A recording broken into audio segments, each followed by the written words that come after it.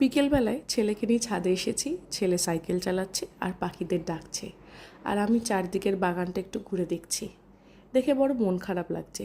গত বছরে এই সময় আমাদের ছাদে আরও অনেক গাছ ছিল, বিশেষ করে এই জায়গাটা লেবু লঙ্কা গাছে ভর্তি ছিল, কারণ আমার শাশুড়ি মায়ের নেশা হচ্ছে এই বাগান।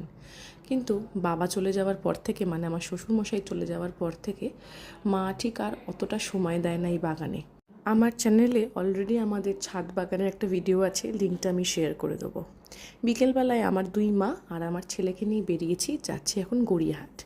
গড়িয়াহাট বাটার ঠিক উল্টো দিকে ক্যাম্পারি বলে একটা রেস্টুরেন্ট আছে, সেখানে ফিশ ফ্রাই খাবো বলে। যারা আমার মতন ফিশ ফ্রাই খেতে ভালোবাসেন তারা এখানকার ফিশ ফ্রাই একবার খেয়ে দেখতে পারেন। এখানকার প্রত্যেকটা আইটেমই খেতে খুব সুন্দর, কিন্তু আমার বেশি ভালো লাগে এই ফিশ ফ্রাই। এই ফিশ ফ্রাই আর তার সঙ্গে গরম গরম এক কাপ কফি, সন্ধেটা একদম জমে যাবে।